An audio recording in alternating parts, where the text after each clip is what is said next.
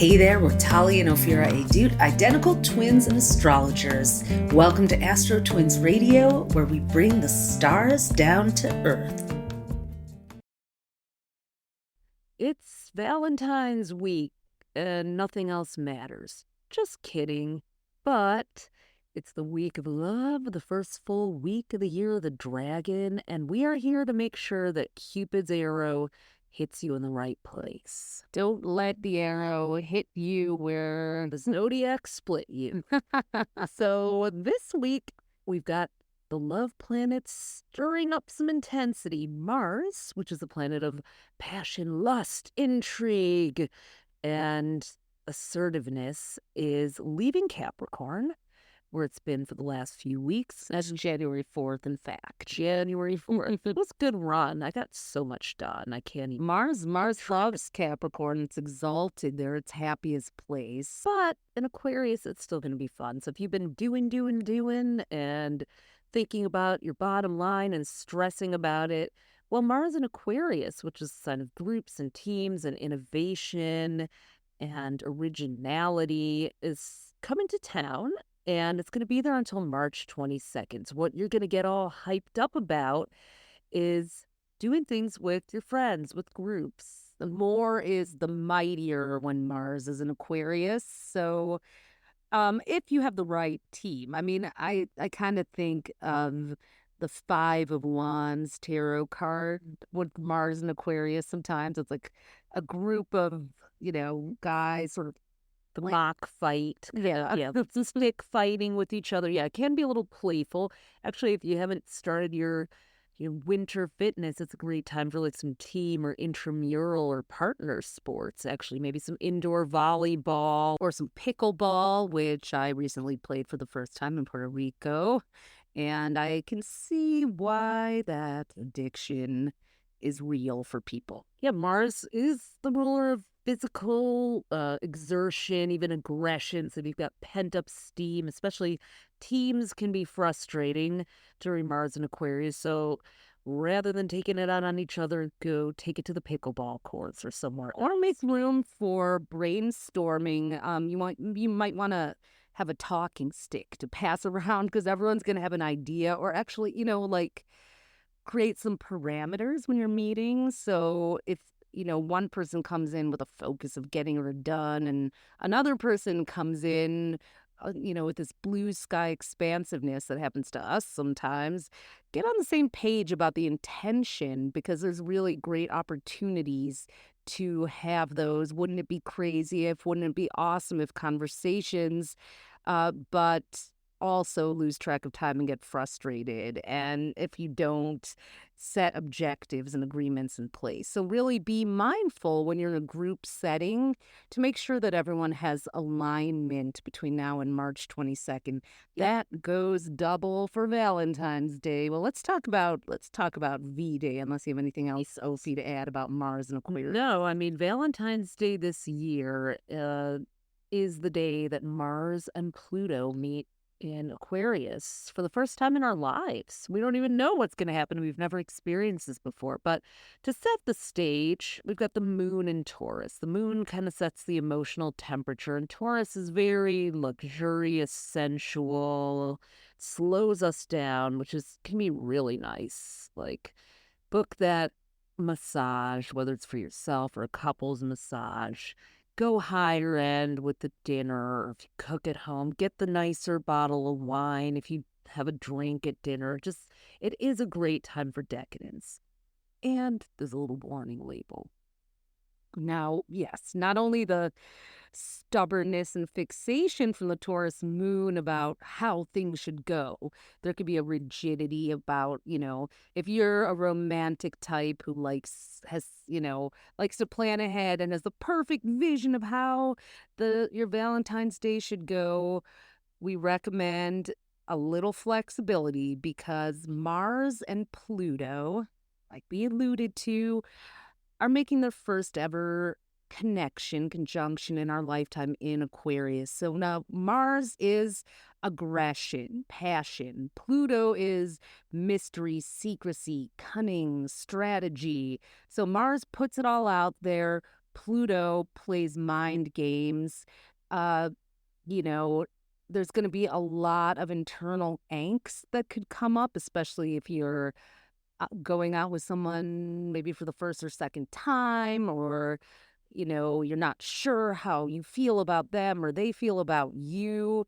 There's going to be a real tendency to perhaps spiral and then act out in aggression or withhold and punish. It's just like that's the bad. So those are the warning labels. But Mars and Pluto together has some 50 shades of something in there too. I mean, Pluto is the bondage planet there. I mean, kidnapped Persephone, took her down to the underworld, but Mars is very outspoken and consensual and experimental and willing to try. So we're not here to judge. Maybe your hot date is going to be to some kind of rope play course if that's your thing. I mean, it's maybe there's a blindfold that enters the picture. Anything like that with Mars and Pluto, like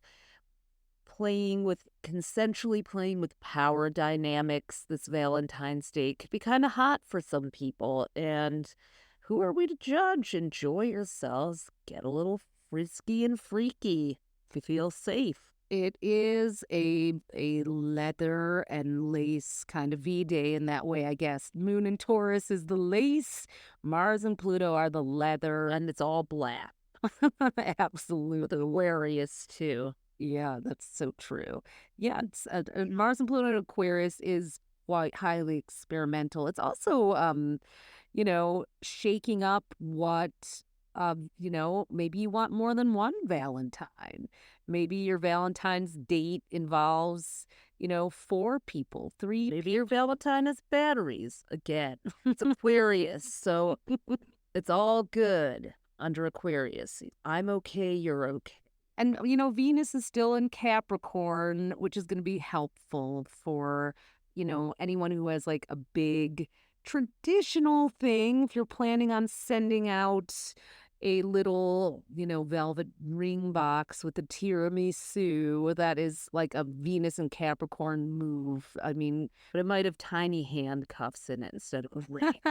Now, Friday, Venus catches up to Mars, and what's interesting is like until the end of April, they're kind of close to each other. They're like going to be in the same sign a lot, the same zodiac sign in the first quarter of this year, which is nice because, relationships have been going through what we like to say is an iOS update for the last few years as we move from the agrarian age to the Aquarian age. We don't have the same needs from relationships, most of us, that we did when we, were all farmers and hunters and gatherers now. But we still have that desire, that soulful desire for partnership and connection, whether it's with one person or multiple people. So Venus joining Mars in Aquarius, on until March 11th, it'll be in Aquarius. Mars is there until March 22nd. Is going to kind of double down on that experimental energy. There have been several articles published recently about polyamory being kind of the new thing that people, and it does make sense as we become more multidimensional people that we're going to find it harder and harder to get all our needs met from one relationship. It's a choice. Or that romantic love is the only type of love that feeds and fulfills people. Aquarius is a sign of, again, friendship, groups, communities, freedom. So Venus and Aquarius will have us, standing back, being objective, looking at what is love? What are the types of love? I can love more than one person. We like the idea. If you've ever go do a Google search of relationship anarchy, that is a concept that's been around for over a decade. But the whole idea is that the only thing that matters, the only rules that matter in your relationship are the ones that you and the person or people in it set and all agree to.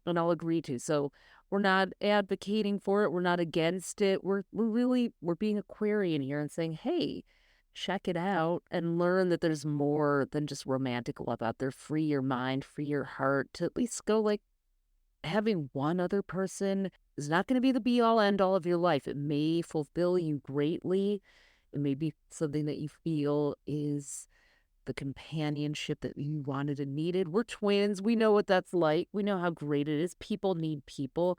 But Venus and Mars and Aquarius and Pluto are saying, make sure you fill your tank from multiple sources. And it could also, Venus is meeting up with Pluto on Saturday, just as Mars does on Valentine's Day, which could bring another intensifying moment where you do find that you want, Pluto's possessive. Pluto is a ruler of Scorpio. So it gets jealous, it gets me, mine, it wants to know, it wants to feel safe. There's safety in, in commitment and no matter what shape it takes. What this Venus and Mars and Aquarius cycle may also bring, plenty of people will always be monogamous, and that's, but maybe it's about rearranging the way you do your relationship too. Like perhaps you need more support in pursuing your individual interests, or you decide you want to live in different places or get an apartment that one of you goes to here and there. There's a lot of it's up to you. Just the key word for Mars and Venus in Aquarius is experimentation, and that doesn't only have to happen in the erotic realm, but can also be an experimentation with the way you shape your relation and share time and resources.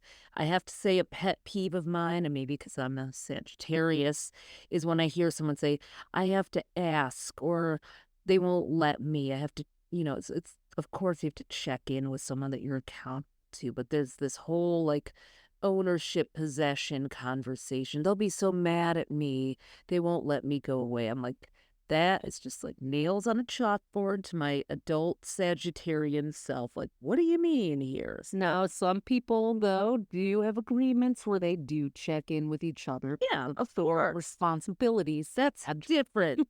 That's what I meant was, there's a difference between two adults making shared consensual agreements. That is the glue of a relationship. And then there's the disempowered adult where you're like, I could never, my partner would never let me, that kind of thing. So if you find yourself saying, oh, it's easier to just not advocate for what I want, even though I want it, I just haven't figured out how to say it, that Venus-Pluto day on Saturday could really bring up a time when some soul-bearing, vulnerable conversations happen, and you confess something that you want and talk about how it could, there's a legitimate need under there. And I'm talking about something like going away for a weekend or a night, yes, or spending family money. Maybe one partner is always traveling, the other one isn't. The one who isn't wants to, but feels disempowered. Just saying, this is the week where those things could come up. Pluto is going to bubble that stuff up from the underworld where it's been hidden, and it could come out as projection, anger, resentment. So you want to watch for that and make sure that you're not projecting something. That's true. I would ask for. Pluto is the projector. Venus is the diplomat. So if you're going to talk about it, Friday the 16th. Friday, Saturday. Saturday. Much better than Valentine's Day. So now Sunday is the end of Aquarius season. The sun moves into Pisces. Late night. Yeah. Late night until March 19th. So February 18th to March 19th is this year's Pisces season. And that's a different energy. We're moving to softer, gentler, dreamier, more compassionate energy, a little more passive. It's the last zodiac sign. So we're finishing up the zodiac cycle, getting ready for the spring equinox and the reset. Winter's almost over. It's just a month away. Oh my God. Countdown. And so it's funny, you were talking about making sacrifices and being passive. That's a good red flag to watch out for, because Pisces, during Pisces season, Pisces being the 12th and final sign in the zodiac, we kind of go into this dream state. It's this but our boundaries become porous, they become fluid. We can make sacrifices without even realizing it. We can become codependent. It's almost like you're the grandparent, uh, and kind of who's winding down and say not really in touch with reality. And it's important to check in with yourself emotionally, because one thing that can happen during Pisces season is it's like, oh, it's fine, it's okay. I don't want to bother anyone. And then resentment comes up, or a breakdown happens because you didn't ask for what you needed. And it can come in that Pisces being a water sign, it can come in like a flood, like pipes bursting, causing major structural damage. So it's very important to tune into your needs. This is a great time from, if you don't have a meditation practice or journaling practice, Pisces rules the subconscious. So tapping in, we love Julia Cameron from The Artist's Way. Is it she a Pisces? I think she is. Maybe she is. Is she? That would make sense if she is. But yeah, her morning pages, which are, she recommends you when you wake up, the first thing you do is you write 3 pages in your journal and see whatever comes out. And then, I've done that, and I'll probably pick it up again during Pisces season, and became so aware. It started with like, whoa, I didn't realize, XYZ. The last time I did it, I was going to karaoke a lot, and I was like, I wake up feeling really grumpy every time I have a drink, which was when I went to karaoke. I'd have a little something, and just realizing that correlation. It's so easy to just go out and order something from the bar, and I was like, oh, okay, this is affecting me. But after that, it turned into more like little prompts that turned into creative ideas for projects. And that's the way that the Pisces energy works. When you tune into your subconscious, you might realize a few things that are dysregulating or are, throwing you off. You're going to see patterns. I mean, Albert Einstein was a Pisces. It's the energy that we don't often respect or value enough, that right brain, intuitive, quantum energy. And yet, if we just paid attention to it, it could save us so much trouble. So grab your journal, download the meditation app, slow down, Make a playlist. Music, dance, movement, right-brained activities, spiritual practices can really it's manifesting month now. So wishing you an awesome week. Remember what we said about Valentine's Day? Put in the precautions early. Make sure you make the plan. Or just save it till next week. Because 2/22, Mars and Venus are conjunct in Aquarius. That means they're going to be exactly together. So just, that's a much better day. Valentine's Day is a calendar error. Honest to God, it's like being Pisces. It's in the season of friendship and emotional detachment, Aquarius, instead of 4 days later would be in the sign that rules romance and fantasy. Like, we could have solved this all. 4-day shift. I don't think my bill is ever going to pass for that. But it's okay. I know when I'm going to celebrate. 2/22 it is. Have a great week, everyone, and we'll be back. Oh, one thing we wanted to tell you about. Are you somebody who wants to learn to speak astrology fluently and maybe even start doing charts for your friends and family, or perhaps even become a practitioner? Well, here is some very exciting news. On March 9th, our Become Your Own Astrologer training program begins. It is a course that we taught in Tulum, Mexico at a retreat for 7 years, and now we are bringing it worldwide for everyone out there, no matter where you are on the planet, to participate in. So this is going to be a course with 2 8-week modules. You can do the first one, Astrology Foundations, with us, which is from March 9th until May 4th. You're going to learn how the planets, signs, houses, and aspects, the 4-part puzzle of astrology works. That's a foundation for reading any chart. And if you don't know what those terms mean, you will be so crystal clear by the end. and you'll be chatting up a storm and looking up everyone's moon sign and knowing exactly what to do. After that, from June 1st to July 27th, our oracles level begins, where we teach you predictive astrology and how to do relationship charts so you can be the official love doctor in residence for your friends. You can cast the future and see what trends are coming up. No crystal ball required. Beautiful thing for those of you out there who see yourselves bringing astrology into your career.